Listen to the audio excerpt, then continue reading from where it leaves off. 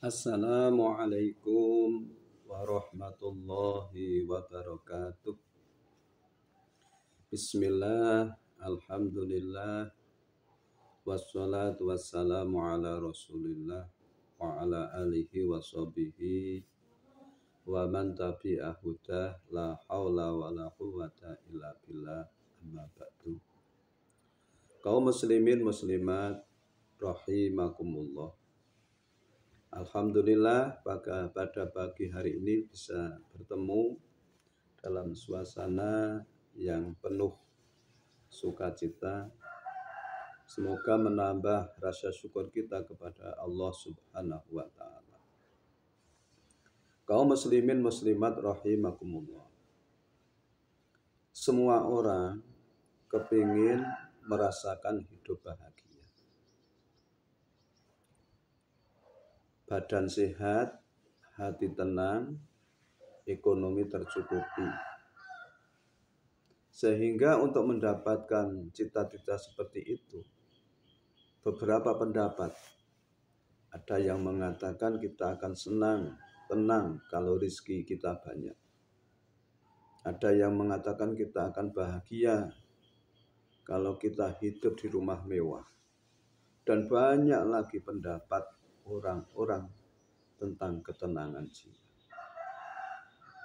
Tapi faktanya, banyak orang yang ekonomi lebih kuat, tapi bukan ketenangan jiwa yang didapat. Banyak orang yang tinggal di tempat mewah, tapi tidak ada kedamaian. Karena apa? Karena mindset, pola pikir yang tidak benar. Kalau kita merujuk kepada sabda Nabi, ittabi'u ulama fa innahum surujud dunya wa masabihul akhirah. Kita disuruh mengikuti langkah-langkah para alim ulama, mengikuti tindak lampah alim ulama, karena beliau adalah lampu di dunia dan penerang di akhirat. Sekarang ini kita kadang tertipu dengan pendapat kita, tertipu dengan pola pikiran kita, sehingga ketika kita tidak sesuai dengan apa yang kita pikirkan, kita akan merasa putus. Tapi kalau langkah kita selalu mengikuti syariat yang disampaikan oleh para alim ulama, insya Allah langkah kita akan selalu dipenuhi dengan kedamaian. PR yang perlu kita kerjakan, karena sekarang itu orang alim macam-macam. Bisa orang alim yang aktif di politik, ada orang alim yang aktif di mana, banyak sekarang orang alim itu banyak. Kita mengikuti sabda Nabi, mengikuti langkah orang alim, tapi dengan dasar sabda Nabi seperti yang disabdakan, diriwayatkan oleh sahabat Jabir bin Abdullah, wala tajlis kulla alimin illa aliman yat'ukum min khamsatin ila khamsah. Kamu jangan duduk-duduk ngobrol diam bersama orang alim, semua orang alim, kecuali orang alim itu yang bisa menjadikan kita, mengarahkan kita dari 5 perkara yang tidak baik menuju 5 perkara yang lebih baik. Yang pertama, minasyakki ilal yaqin. Kita disuruh duduk-duduk dengan orang alim, yang mana orang alim itu bisa menunjukkan kita dari sesuatu yang masih kita ragu, kita mamangi, menjadikan kita lebih yakin. Baik itu tentang urusan duniawi ataupun tentang urusan ukhrawi. Yang kedua, minta saran kepada orang alim tentang kebingungan kita, minar riyai ilal ikhlas. Dari akidah tadi bisa menjadi lebih yakin, dari amal, dari sifat-sifat riya, kita duduk dengan orang alim yang bisa menjadikan kita lebih ikhlas di dalam beramal.